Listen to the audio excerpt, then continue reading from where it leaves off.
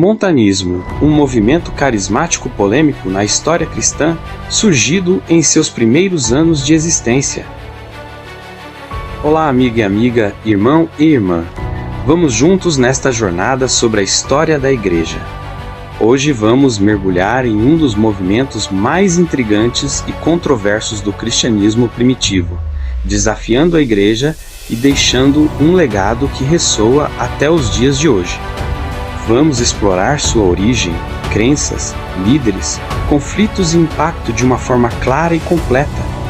Já aproveita e curta, se inscreva e compartilhe este vídeo. Você sabia que no século II surgiu um movimento tão polêmico que desafiou a autoridade da Igreja, atraiu milhares de seguidores e até conquistou um dos maiores defensores da fé cristã, Tertuliano? O montanismo prometia nada menos que uma nova era do Espírito Santo, marcada por profecias, rigor extremo e a chegada iminente do fim dos tempos. Mas por que a Igreja rejeitou esse movimento? Quem era Montano e suas profetisas que abalaram o cristianismo primitivo?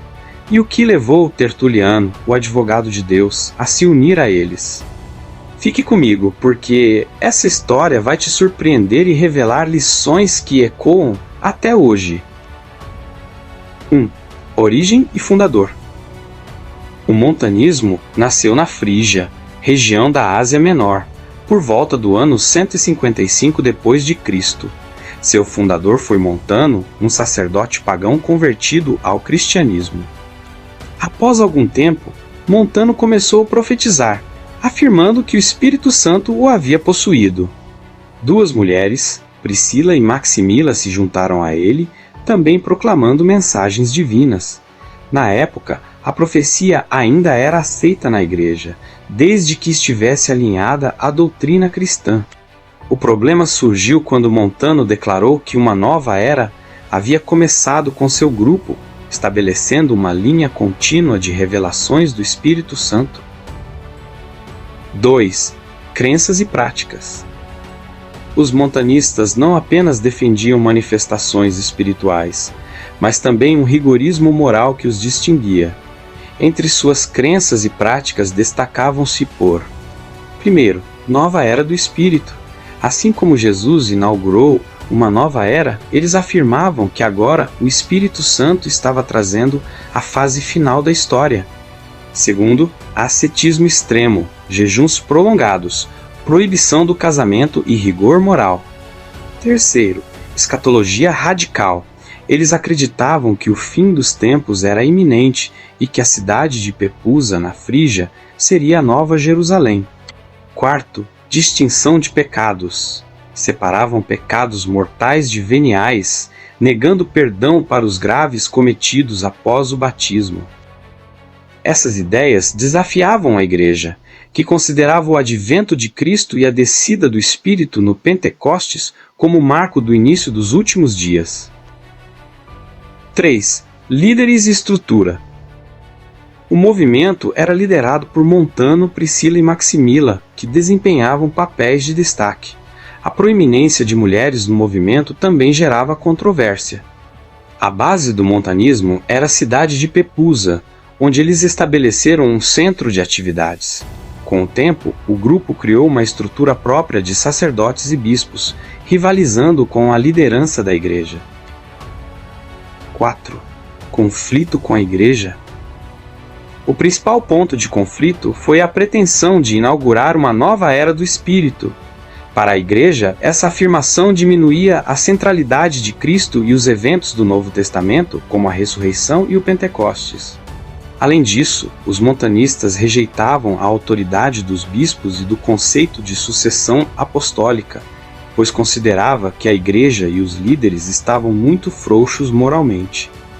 Isso os colocava em oposição direta às lideranças cristãs. A resposta da Igreja foi dura, os líderes montanistas foram excomungados e o movimento foi declarado herético. 5. Tertuliano e o montanismo.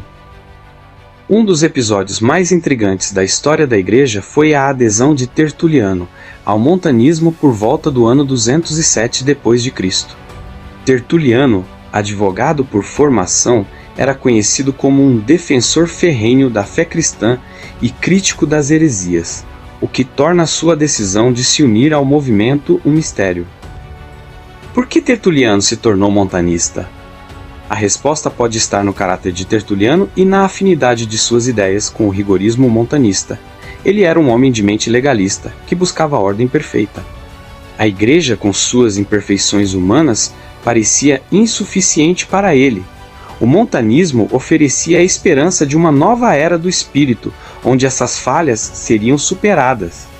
Mas, na verdade, por fim, Tertuliano fundou sua própria seita, conhecida como os tertulianistas, por acreditar que até mesmo os montanistas haviam se tornado flexíveis demais. 6. Impacto e legado. Embora o montanismo tenha perdido força por volta do século IV, seu impacto foi significativo. Primeiro, reforço da sucessão apostólica. A Igreja consolidou a autoridade dos bispos como guardiões da fé. Segundo, rejeição ao carismatismo extremo. As manifestações espirituais passaram a ser vistas com desconfiança. Terceiro, reflexão teológica. A Igreja reafirmou a centralidade de Cristo e do Novo Testamento como o clímax da história da salvação. O montanismo também oferece paralelos com movimentos carismáticos modernos, como aqueles que elevam revelações espirituais a um nível igual ou superior às Escrituras. Conclusão: o montanismo não foi apenas uma heresia, mas também um reflexo das tensões entre liberdade espiritual e ordem institucional. A adesão de Tertuliano mostra como até grandes defensores da fé podem ser atraídos por movimentos que prometem renovação espiritual. A história do montanismo continua sendo um lembrete sobre a importância de equilibrar experiências espirituais com a fidelidade às Escrituras e à tradição cristã. Muito obrigado por chegar até aqui comigo. Que Deus te abençoe imensamente.